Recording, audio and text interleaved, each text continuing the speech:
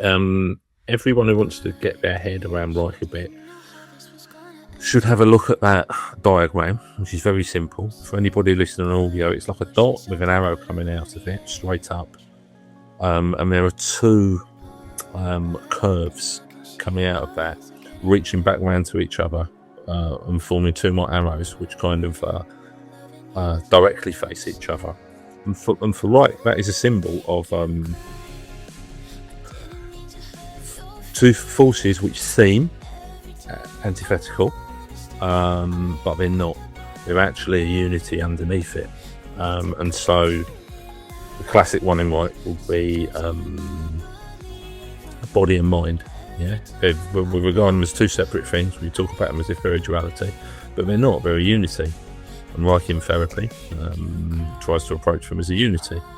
So you could also say sensation and thinking, as I've already said. Yeah,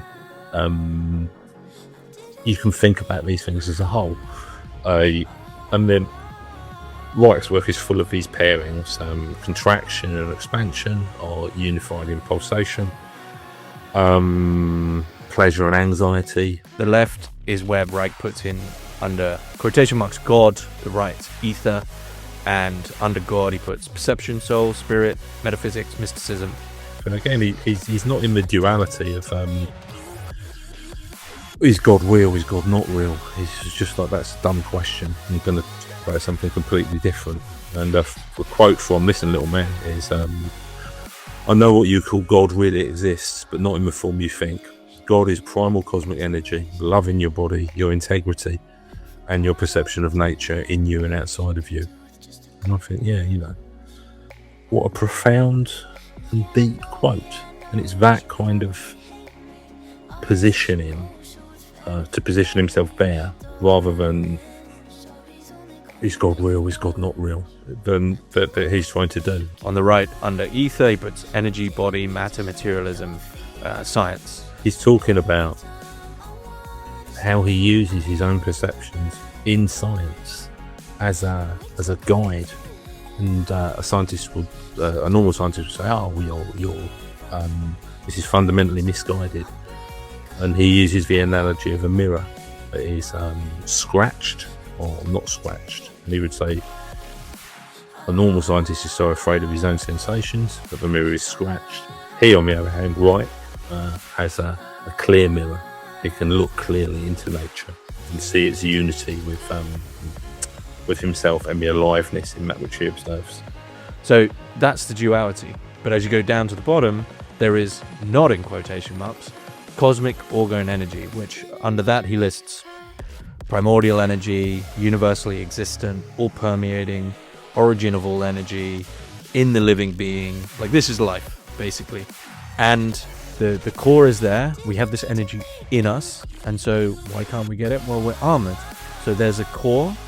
And then from the core, which I think is something key to, like, the core as natural orgone energy, as life, has a natural striving. It wants to be life. It wants to live. It's life living. Yeah. But as it, on the diagram, as this arrow comes out of the core, this striving to just live and be energetic, it rebounds off the armor and comes back in as anxiety. Or we could say maybe fear. And if it passes through the armor, it's kind of filtered. So what once was just living, I would say, capital L, love, energy, is filtered through armor, which is, well, we'll get to that because it's important, but it could become rage, it could become fear, worry. It basically becomes negative. Because we're talking about duality, I just want to look at these two, which is, you know, science, which comes under ether, mysticism, which comes under God. So one thing to, I think, point out is that these aren't genuine opposites.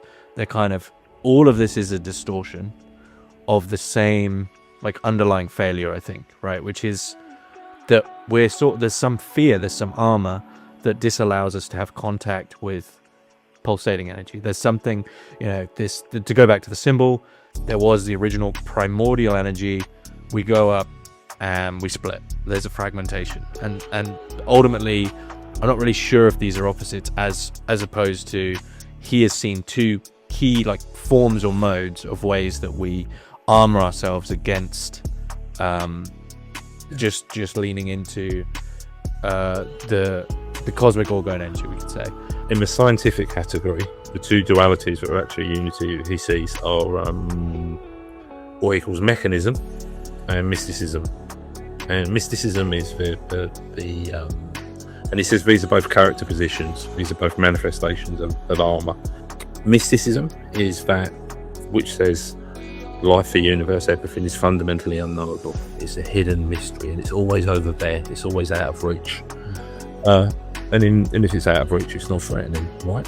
The mystic displaces the sort of reality of just being part of cosmic energy into the supernatural, into spirits and gods and astral planes, and science reduces to atoms, particles, reflexes. Mechanism is everything can be understood as a collection of parts. It's a machine, and we are just an epiphenomena of the machine cranking away. There's no spirit, no soul.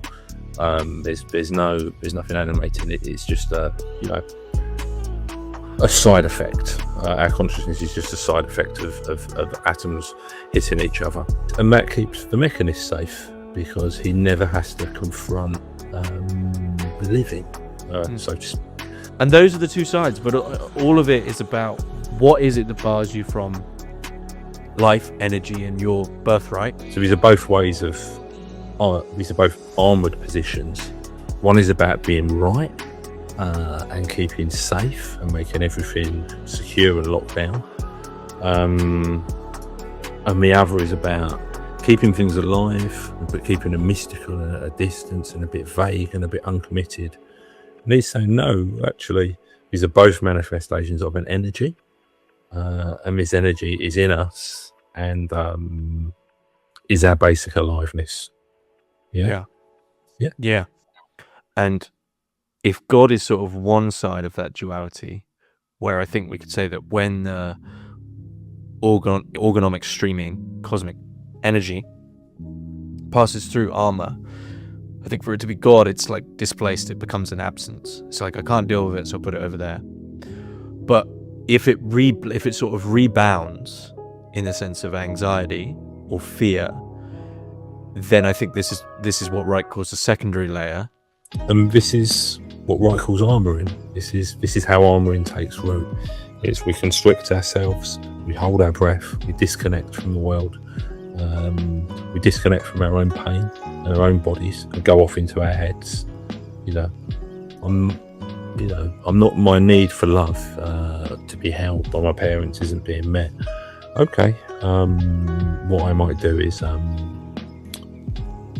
disconnect from that sensation of that pain I feel in my chest, and I might abstract myself into my head. And if I think instead and I fantasize and I disconnect in that way, then that's a way of not feeling that pain. That's a way of not feeling it and not having to dwell on it.